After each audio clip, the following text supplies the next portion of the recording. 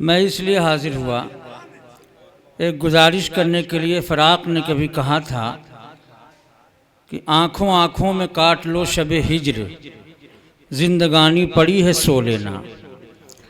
आज की रात अगर हम 1 घंटा मज़ीद इसी प्रोग्राम को आगे बढ़ाने में लगा दें तो क्या हमें फिर दूसरी रात नहीं मिलेगी सोने के लिए? अच्छा है। महीनों की कोशिश के बाद अगर ये प्रोग्राम यहाँ तक पहुँचा है और इतनी खूबसूरती के साथ आगे बढ़ रहा है, फिर क्या कभी ये ऐसा मौका आएगा हम शोराए कराम से बार बार गुजारिश करें कि मुंतखब कलाम पढ़िए, जल्दी पढ़िए? उसका नतीजा ये होगा कि ज़्यादा से ज़्यादा आधा घंटा हमारा बच जाएगा, लेकिन वो हमारी जो मेहनतें हैं और आपकी जो मोहब्बतें और खुलूस है वो कहीं न कहीं गुम होकर रह जाएगा।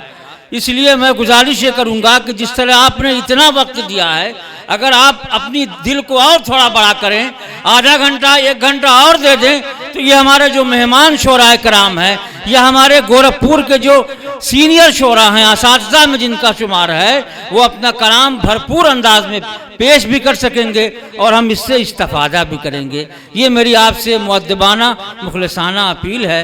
अगर आप इस पर गौर करेंगे तो ये हम पर भी इनायत होगी और उर्दू ज़बान व अदब के चाहने वालों पर भी इनायत होगी। बहुत बहुत शुक्रिया।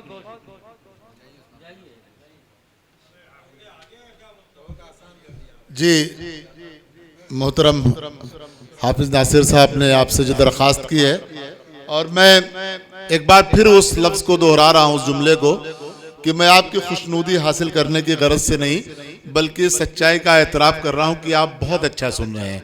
आपकी समातें बड़ी मोहतरम हैं, बड़ी मोतबर हैं, और मैं यकीनन बेचैनी थोड़ी मुझे महसूस हो रही थी।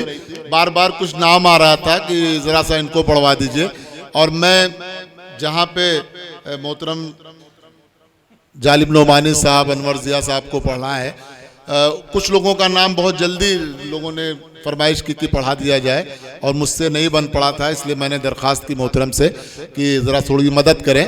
दिक्कत हो रही थी मेरे लिए, शायद कुछ लोगों के मरातिब के हिसाब से मैं नहीं। मीर तकी मीर का एक शेर मुझे याद आया कि वो आए बज़्म में इतना तो मीर ने देखा, बस उसके बाद चरागों में रोशनी न रही।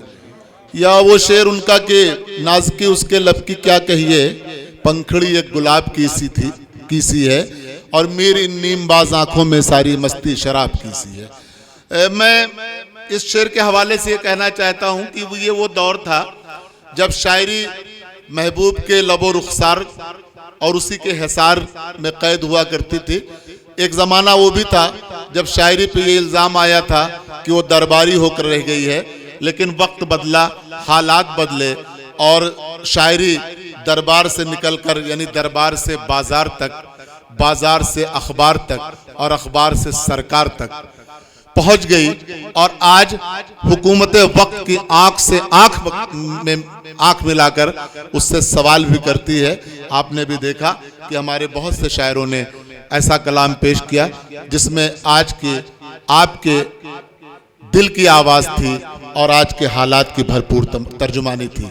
शेर पे आप भरपूर तरीके से आपका रद्द अमल भी आ रहा है, और अभी भी शोरा की फहरिस्त तवील है, लेकिन मैं एक दरख्वास्त करूंगा यहाँ के मकामी शायरों से कि आप थोड़ा सा अपने अशार को थोड़ा नंबर में कम कर दें, और बहुत अच्छा पढ़ रहे हैं। लेकिन अब मसला ये है कि शाकिर साहब इतना खूबसूरत पढ़ रहे थे, इस कदर बेहतर पढ़ रहे थे, मैंने शायद इससे पहले इतना अच्छा उन्हें पढ़ते हुए सुना नहीं, या इतना आपने पढ़वाया। जैसा कि कासिम गोडवी ने कहा कि शायर को पढ़वा लिया जाता है, खुद पढ़ता नहीं है। गुफ्तगू मेरी भी कुछ ज्यादा हो गई, मैं कोशिश ये करूंगा कि कम बात करूं। और मैं अर्ज ये कर रहा था कि जमाना वो और था, लेकिन आज का शायर ये भी कह रहा है कि नजर से मिलाकर कलाम कराया, डॉक्टर तारिक कमर, नजर से मिलाकर कलाम कराया, गुलाम शाह की नींदें हराम कराया। आज का शायर ये भी कह रहा है कि नजर बचा के गुजरते हो तो, ताहिर फराज, नजर बचा के गुजरते हो तो गुजर जाओ, मैं आईना हूं मेरी अपनी जिम्मेदारी है। आज का शायर डॉक्टर खलीलुर रहमान आजमी का ये शेर मुझे याद आ गया कि इस वास्ते कुछ लोग खफा हो गए हमसे, इस वास्ते कुछ लोग खफा हो गए हमसे, क्यों हम में तमीज़े सिफते ऐबो हुनर है। तो यहाँ पे ये आज की जो महफिल है बहुत ही मोहतरम और बहुत ही मोतबर है। शायरों का भी इम्तिहान हो रहा है और शायरी का भी इम्तिहान हो रहा है।